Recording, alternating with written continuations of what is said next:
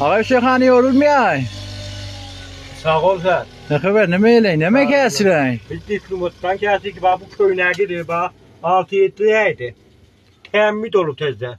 Böyle. Müşterilerimiz ya temmit var cinsimiz yaxşıdır. Şalvaranı. Bu köyüne gidiyor yani tozu vereceğim amcada. Bu köyüne gidiyor.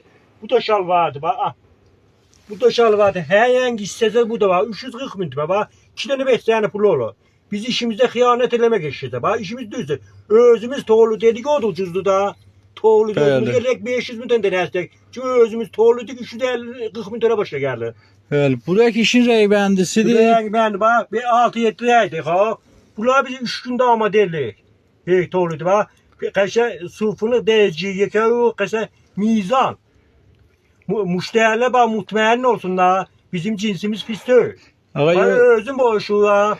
Sehamı da özümüzden de bak. Siften tas edecek. Allah kömeğiniz olsun da Allah yorulmuyor. razı olsun.